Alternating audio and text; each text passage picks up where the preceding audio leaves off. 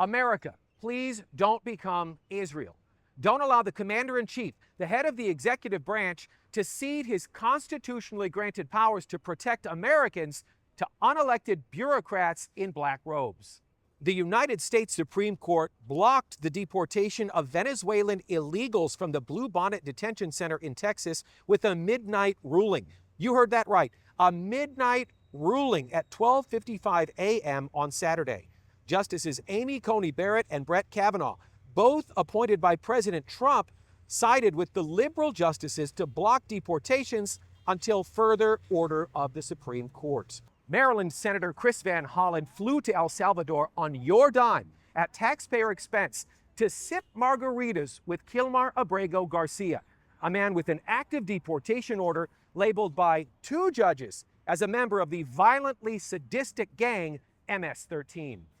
In 2021, Garcia's own wife took out a restraining order because, according to court filings, Garcia punched her, scratched her, and ripped off her shirt. Here she is dodging a direct question about it on Good Morning America. You did take out a temporary order of protection against your husband in 2021. Were you in fear of your husband?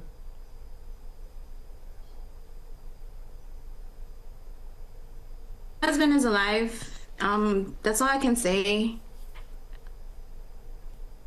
Okay, and I'm not going to push on that. Justice Alito got it 100% right in his dissent. He called this a hasty, premature decision that ignores the executive branch's authority.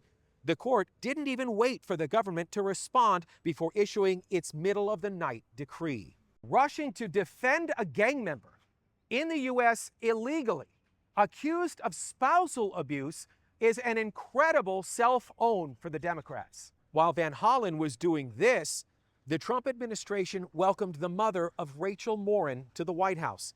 Patty Morin's daughter, a mother of 5 from Maryland, was killed by an immigrant who snuck into the country illegally from El Salvador under the Biden administration.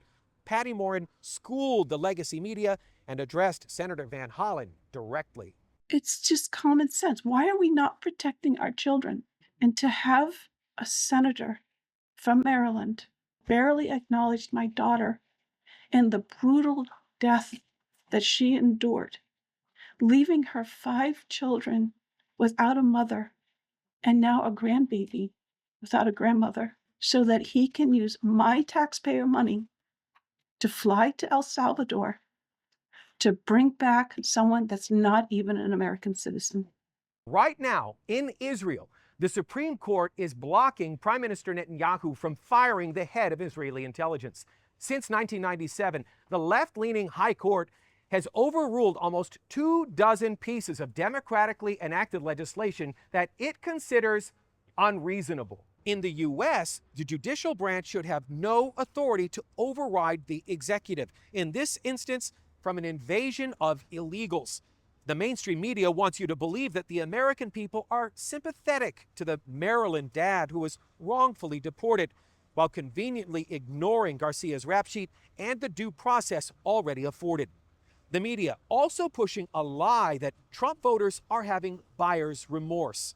CNN's data guru says not true.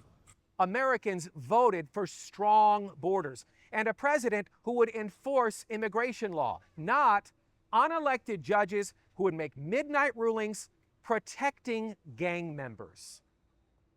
Reporting from Israel for the Real Life Network, I'm Daniel Cohen.